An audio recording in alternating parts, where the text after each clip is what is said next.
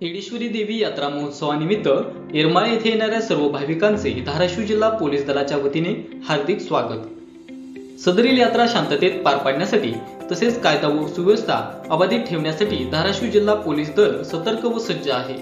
दिनांक 23 एप्रिल व 24 एप्रिल या दरम्यान भाविकांच्या सोयीसाठी प्रशासनाकडून पुढील प्रमाणे व्यवस्था करण्यात आली आहे। श्री येडेश्वरी देवी यात्रेच्या अनुषंगाने येरमाळा गावात व मंदिर मार्गांवर सर्व वाहनांना प्रवेश बंद करण्यात आलेला आहे। यात्रेव्यतिरिक्त इतर कामांसाठी जाणाऱ्या वाहनांसाठी पुढील प्रमाणे वाहतूक व्यवस्था वळवण्यात आलेली आहे। पुणे तसेच बार्शीवरून येणाऱ्या वाहनांनी कुसळम पांगरी येडशी मार्गे उस्मानाबाद लातूर किंवा औरंगाबादला जाण्यासाठी वळविण्यात येत आहेत। परळी व केजवरून येणारे वाहने कळंबमधून ढोकी मार्गे उस्मानाबाद व आथर्डी मार्गे वाशी किंवा बीडला जाण्यासाठी वळविण्यात आले आहे। कळंबवरून येणारी वाहने मनुष्यबळ पाटीवरून मोहामार्गे ढोकी व बावी मार्गे वाशी अथवा बीडला जाण्यासाठी वळवण्यात आली आहेत।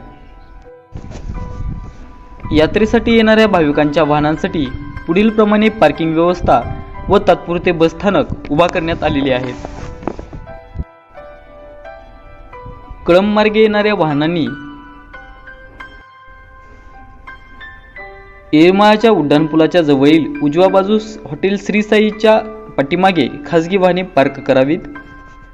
औरंगाबाद मार्गे येणाऱ्या भाविकांच्या वाहनांनी येरमाळा उड्डाणपुलाजवळील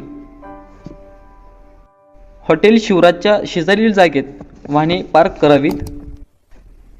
उस्मानाबाद मार्गे येणाऱ्या भाविकांनी डाव्या बाजूस BSNL ऑफिस जवळील जागेत पार्क करावीत। तर पुणे बार्शी मार्गे येणाऱ्या भाविकांनी येडेश्वरी कमानीच्या उजव्या बाजूस वाहने पार्क करावीत। सर्व वाहनांना येरमाळा शहरात प्रवेश बंद असणार आहे। उस्मानाबाद औरंगाबाद हायवे सर्व वाहनांसाठी चालू असेल। याबरोबरच या सर्व पार्किंग व बस स्टँड ठिकाणी भाविकांच्या सोयीसाठी पिण्याचे पाणी, प्रथमोपचार केंद्र तसेच शौचालय देखील उपलब्ध असणार आहेत। भाविकांनी पार्किंग स्थळी आपली वाहने पार्क करून पार्किंगच्या ठिकाणापासून मंदिरापर्यंत पायी जावे लागेल। देवी येडेश्वरीच्या यात्रेसाठी येरमाळा येथे येणाऱ्या सर्व भाविक भक्तांसाठी पोलीस दल यांच्या वतीने पोलीस ठाणे येरमाळा येथे यात्रा मदत केंद्र उभारण्यात आले असून यात्रेदरम्यान खालील कुठलीही अडचण आल्यावर खालील व्हॉट्सअप क्रमांकावर मेसेजद्वारे अथवा टेलिफोन क्रमांकावर कॉल करून आपण मदत मिळवू शकता।